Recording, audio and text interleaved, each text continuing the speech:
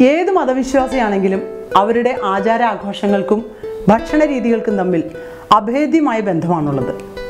അതിൽ പാരമ്പര്യത്തിനും പഴമയ്ക്കും വലിയ സ്ഥാനം തന്നെയുണ്ട്. പഴമയുടെ പെരുമ, ആ രുചിക്കൂട്ടുകളുടെ ഓർമ്മ പോലും നമ്മുടെ നാവിൻ തുമ്പിൽ വെള്ളം നിറയ്ക്കുന്നു. ഓശാനയും പെസഹയും ഉയിർപ്പും എല്ലാം ആഘോഷിക്കുന്ന ക്രിസ്തീയ വിശ്വാസികളുടെ ഇടയിൽ അത്തരം രുചിക്കൂട്ടുകളുടെ ഒരു വൈവിധ്യം തന്നെയുണ്ട്. ഓശാനയോടനുബന്ധിച്ച് സുറിയാനി ക്രിസ്ത്യാനികളുടെ തീന്മേശയിലെ ഒഴിച്ചുകൂടാനാവാത്ത വിഭവമാണ് കൊഴുക്കട്ട അഥവാ കുഴക്കട്ട. പഴമ കൊണ്ടും പാരമ്പര്യം കൊണ്ടും ലോക പ്രശസ്തി ആർജിച്ചിരിക്കുന്ന കൊഴുക്കട്ട എങ്ങനെ തയ്യാറാക്കാമെന്ന് നമ്മളെ പരിചയപ്പെടുത്തുന്നത് മേരി അമ്മച്ചിയാണ്. ഹലോ. ഹായ്. അങ്കമാലിക്കടുത്ത് ചമ്പന്നൂരിലെ പാപ്പച്ചൻ ചേട്ടൻ്റെ ഭാര്യയാണ് മേരി അമ്മച്ചി. കൊഴുക്കട്ട ശനിയാഴ്ച നമ്മൾ ഉണ്ടാക്കുന്ന ഈ വിഭവത്തിന് പ്രത്യേകിച്ച് എന്തെങ്കിലും ഒരു ഐതിഹ്യപരമായിട്ടോ ചരിത്രപരമായിട്ടോ എല്ലാ കഥകളും പറയാനുണ്ടോ? കഥ പ്രത്യേകം ഇതിനു വേണ്ടി നമ്മൾ ആ പേര് പറഞ്ഞുകൊണ്ട് ആൾക്കാരെല്ലാവരും ഈ പലഹാരം ഉണ്ടാക്കി ഇങ്ങനെ മധുരത്തെ ഉണ്ടായി സ്നേഹത്തിൻ്റെ ഇതിൻ്റെ മധുരം ഉണ്ടാക്കും. പിന്നെ പ്രകാശത്തിൻ്റെ വെള്ള നിറ അരിപ്പൊടി അതിൻ്റെ മീതെ ഉള്ളത് കൊണ്ട് പ്രകാശം. അങ്ങനെ ഈശോയ്ക്ക് കൊടുത്തു പറഞ്ഞാൽ ആ ഒരു ഐതിഹ്യം അനുസരിച്ച് ഓശാന ആഴ്ചയിൽ ഇങ്ങനെ പലഹാരം ഉണ്ടാക്കി എല്ലാവരും കഴിക്കും. എല്ലാവർക്കും ഒക്കെ പങ്കുവെച്ച് കൊടുക്കും.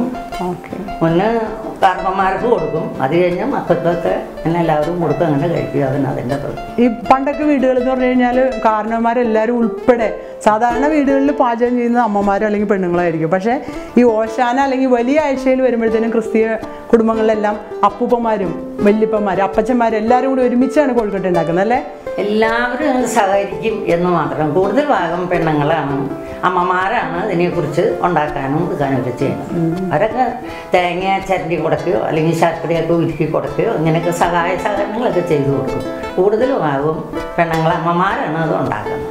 എങ്ങനെ കൊഴുക്കട്ട ഉണ്ടാക്കാമെന്നൊക്കെ എല്ലാവരും ആലോചിച്ചുകൊണ്ടിരിക്കുന്ന ഒരു സമയമാണ്. അപ്പം എന്തൊക്കെ വിഭവങ്ങളാണ്, എന്തൊക്കെ ഐറ്റംസാണ് നമുക്ക് അതിന് വേണ്ടിയിട്ട് വേണ്ടതെന്ന് പറയാമോ? നല്ലോണം വറുത്ത പൊടി നൈസായിട്ട് എടുക്കണം. അരിപ്പൊടി ഇത് ശർക്കര ഉരുക്കിയ പാനി അരിച്ചെടുക്കണം. ഇത് ചുക്ക്, ജീരകം, ഏലക്കായ പൊടിച്ച പൊടി, ഇത് ഉപ്പ്, ഇത് തേങ്ങ ചിരകിയത്. അപ്പോൾ ഇനി എങ്ങനെ ഉണ്ടാക്കുന്നത് ഞങ്ങൾക്കൊന്ന് കാണിച്ചു തരാമോ? കാണിച്ചു തരാമല്ലോ. ഉണ്ടാക്കുന്ന വിധം കാണിച്ചു തരാം. ഇത് ഉപ്പിട്ട് തിളപ്പിച്ച ചൂടുവെള്ളമാണ്. വെള്ളം ഇതിലേക്ക് ആവശ്യത്തിന് ഒഴിക്കുകയാണ് കേട്ടോ. നല്ല തിളച്ച വെള്ളമായിരിക്കും. തിളച്ച വെള്ളം ഒഴിച്ചാൽ നല്ല പശിമ കിട്ടുള്ളൂ. നല്ല സ്മൂത്തായിട്ട് ഇരിക്കണമെന്നുണ്ടെങ്കിൽ തിളച്ച വെള്ളം ചേർക്കണം. പലരും പരാതി പറയാറുണ്ട്, അല്ലെങ്കിൽ പലപ്പോഴും കൊഴുക്കട്ട സോഫ്റ്റ് ആകാതെ വരുന്നത് ശരിക്കും തിളയ്ക്കാത്തതുകൊണ്ട്. വെള്ളം തിളപ്പിച്ച് ഒഴിച്ച് ഇളക്കി വെക്കണം.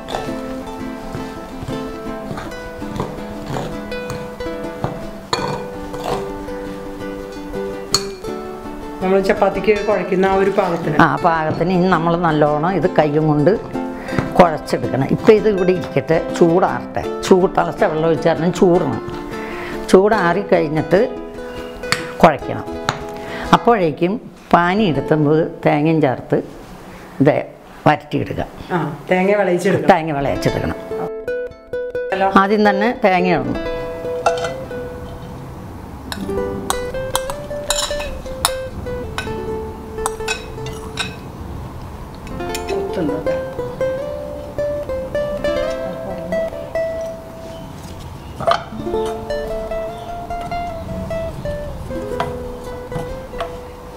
ഇനി അടുത്തത് പാനി ഒഴിക്കുകയാണ്. ഒഴിച്ചു.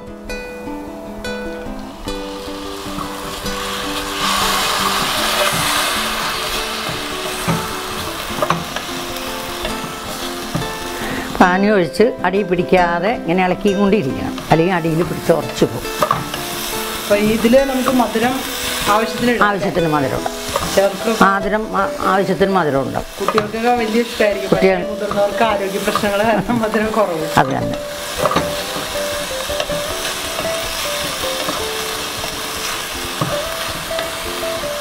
വെള്ളം വറ്റുന്ന വരെ ഇതിങ്ങനെ ഇളക്കിക്കൊണ്ടിരിക്കണം, അല്ലെങ്കിൽ അടി പിടിക്കും. തേങ്ങയുടെ കൊത്ത് ഇടയ്ക്ക് അതിൽ കിടപ്പുണ്ടെങ്കിൽ എടുത്ത് മാറ്റണം. നല്ലോണം വെള്ളം പറ്റിയില്ല എങ്കിൽ ഇത് നമ്മൾ വായിലിട്ട് കടിക്കുമ്പോൾ വെള്ളം തെറിച്ച് മേത്തേക്ക് വീഴുക. അതിനാണ് ഇത് നല്ലോണം വെള്ളം പറ്റണമെന്ന് പറയുന്നത്. വെള്ളം ഒരുവിധം പറ്റി ചേർന്നിട്ടുണ്ട്. ഇനി ചുക്ക്, ജീരകം, ഏലക്കായ പൊടിച്ച പൊടി അതിനകത്തേക്ക് മിക്സ് ചെയ്യണം. നമ്മൾ അതിനകത്ത് ചേർക്കും.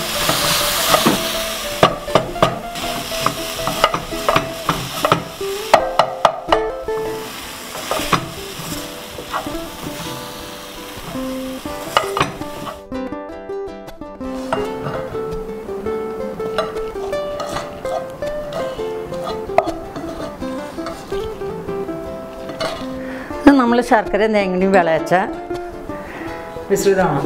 വിളയിച്ച് വെച്ചിരിക്കുന്നതാണ്. ഇത് നമ്മൾ നേരത്തെ തിളച്ച വെള്ളം ഒഴിച്ച് ഉപ്പിട്ട് കുഴച്ച് വെച്ചേക്കണ അരിമാവണം. ഇനി നമുക്കതൊന്നും കൂടി ഇങ്ങനെ കുഴച്ച് ഇത് ഉരുട്ടി എടുക്കണം. ഈ വെള്ളം അത് നമ്മൾ എന്തെങ്കിലും കൈമ വലിവ് തോന്നിക്കഴിഞ്ഞാൽ ശകലം വെള്ളം ഇങ്ങനെ തൊട്ട് കഴിഞ്ഞാൽ കയ്യിൽ പിടിക്കില്ല, ഒട്ടിപ്പിടിക്കില്ല. ഒട്ടിപ്പിടിക്കാതിരിക്കാൻ ഈ വെള്ളം നമ്മളിങ്ങനെ തുടർന്നത്. നല്ല പാകത്തിനായിട്ടുണ്ട്.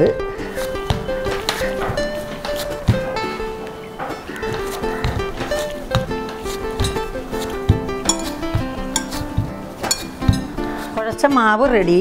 ഇനി അതിൽ നിന്ന് ശകലം നമ്മുടെ കയ്യിലേക്ക് എടുക്കുക. ഇട്ടും കൊണ്ട് ഇങ്ങനെ പിടിച്ച് ഉരുട്ടണം.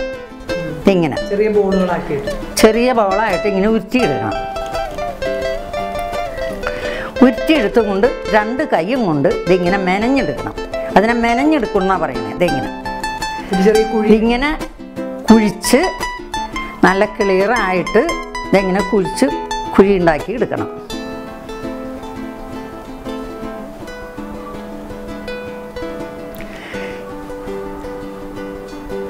ഈ കുഴിയിലേക്ക് വിളയിച്ച ശർക്കര നമ്മളിതിലേക്ക് ഇടാണ്. വിളയിച്ച തേങ്ങയും ശർക്കരയും വിളയിച്ചത്.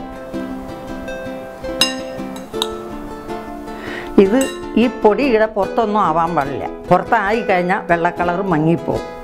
ഈ ചുവന്ന കളറായിട്ട് വരും. അത് അതുമേ ആവാതെ നമ്മളിതിങ്ങനെ വെള്ളം തൊട്ട് കൂട്ടി ഈ ഓട്ട അടച്ചു വയ്ക്കണം. ഷേപ്പ് ചെയ്യണം അല്ലേ? ഇനി നല്ലോണം മിനുക്കി ഷേപ്പ് ചെയ്യണം.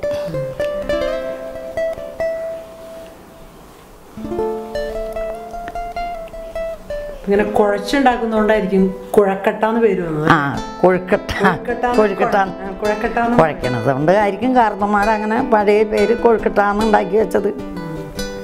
ഇങ്ങനെ പറയും പണ്ട് ഈ പാപിനിയായ സ്ത്രീയെ കല്ലായിട്ട് അതിന്റെ ഓർമ്മയും കൂടിയാണ് ഈ കൊഴുക്കട്ടാന്നാ പറയുന്നത്.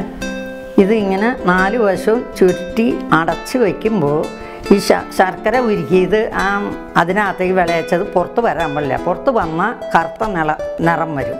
ഈ വെള്ള കളറ് കിട്ടണമെന്നുണ്ടെങ്കിൽ അത് ഒട്ടും പൊട്ടാതെ ഇങ്ങനെ മുറിവൊക്കെ അടച്ച് ഇങ്ങനെയൊക്കെ നല്ല ക്ലിയർ ആയിട്ടിരിക്കണം. ശ്രദ്ധിച്ച് ചെയ്യണം. അപ്പം ഇതിപ്പോൾ നല്ല കൊഴുക്കട്ടയായിട്ടിരിക്കണം. കൊഴുക്കട്ട ഉണ്ടാക്കി മെനഞ്ഞെടുത്തു. ഇനി അത് തിളച്ച വെള്ളം അടുപ്പത്ത് വെച്ചിട്ടുണ്ട്. അതിൻ്റെ മീതെ അപ്പച്ചെമ്പിലേക്ക് അതിൻ്റെ മീതെ ഓരോന്നോരോന്നും എടുത്ത് വയ്ക്കണം. ഇനി ഇത് ആവിയിൽ പുഴുങ്ങണം.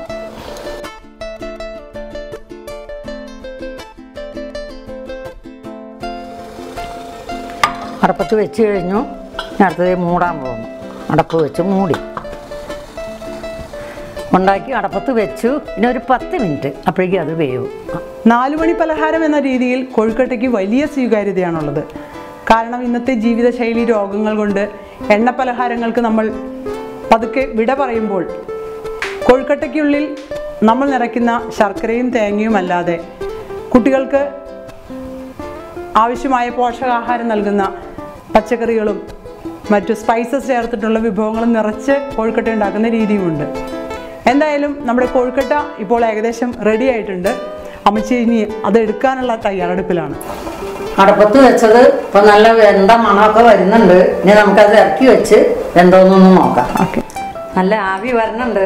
നല്ല വെന്ത വാസനയൊക്കെ വരുന്നുണ്ട്. നല്ല ഒന്ന് തോന്നുന്നു. നമുക്ക് ഒരെണ്ണെടുത്ത് നോക്കാം.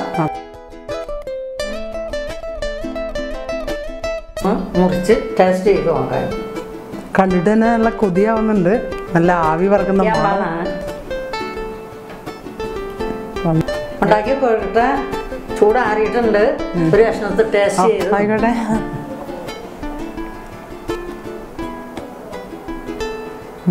എങ്ങനെയുണ്ട്? നന്നായിരിക്കണം. കൊള്ളാം, നല്ല രസമുണ്ട്, നല്ല സോഫ്റ്റാണ്. പറഞ്ഞ മാതിരി സ്നേഹം, ശർക്കരയും തേങ്ങയും കൂടി വിളഞ്ഞ സ്നേഹം എൻ്റെ വായിൽ കിടന്നിങ്ങനെ മറിയുകയാണ്.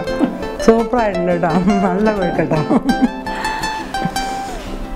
ഇപ്പം ഈ ഓശാനയ്ക്ക് കൊഴുക്കട്ട ഉണ്ടാക്കി ഇതുപോലെ ഈ റെസിപ്പി ഉപയോഗിച്ച് എല്ലാവരും കൊഴുക്കട്ട ഉണ്ടാക്കുക. അകത്ത് സ്നേഹവും പുറത്ത് വെളിച്ചവുമുള്ള കൊഴുക്കട്ട തിന്ന് ലോകം മുഴുവൻ വെളിച്ചവും സ്നേഹവും പരക്കട്ടെ. എല്ലാവരും ഓശാനയ്ക്ക് കൊഴുക്കട്ട ഉണ്ടാക്കി കഴിക്കുക. ഓശാനയുടെയും ഈസ്റ്ററിൻ്റെയും ആശംസകൾ നേരുന്നു. അതെ, എല്ലാവർക്കും ആരവത്തിൻ്റെ ഓശാന ഈസ്റ്റർ ആശംസകൾ ഹൃദയപൂർവ്വം.